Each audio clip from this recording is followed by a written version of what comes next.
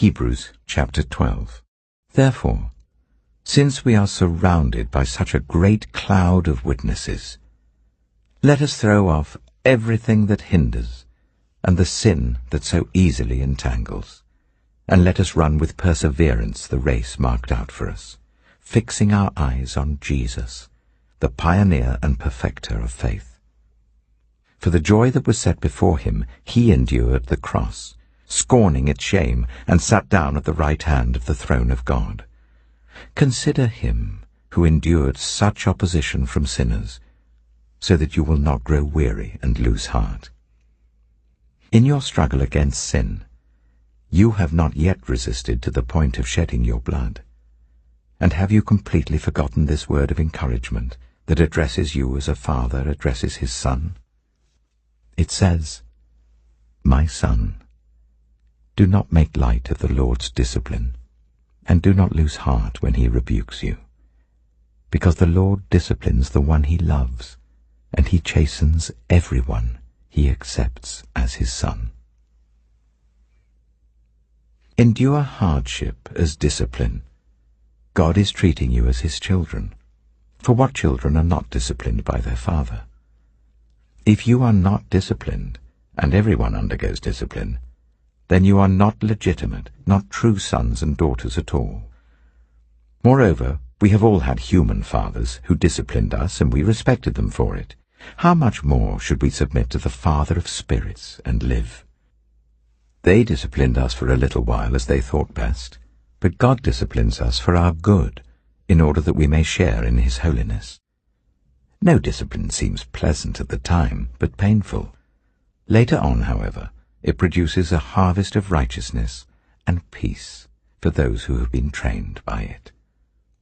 Therefore, strengthen your feeble arms and weak knees. Make level paths for your feet, so that the lame may not be disabled, but rather healed. Make every effort to live in peace with everyone and to be holy. Without holiness no one will see the Lord. See to it that no one falls short of the grace of God, and that no bitter root grows up to cause trouble and defile many. See that no one is sexually immoral, or is godless like Esau, who for a single meal sold his inheritance rights as the oldest son.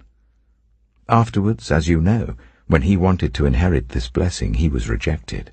Even though he sought the blessing with tears, he could not change what he had done.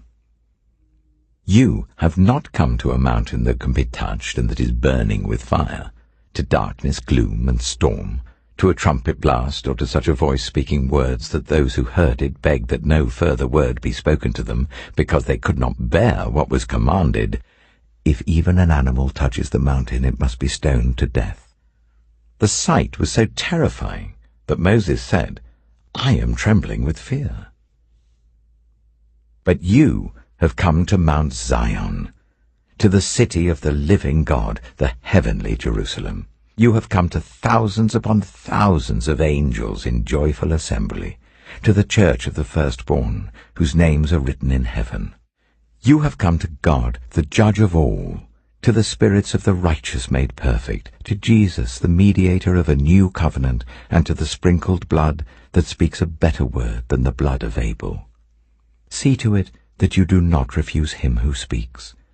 If they did not escape when they refused him, who warned them on earth, how much less will we, if we turn away from him who warns us from heaven? At that time his voice shook the earth, but now he has promised, "Once more I will shake not only the earth, but also the heavens." The words, "once more," indicate the removing of what can be shaken, that is, created things, so that what cannot be shaken may remain.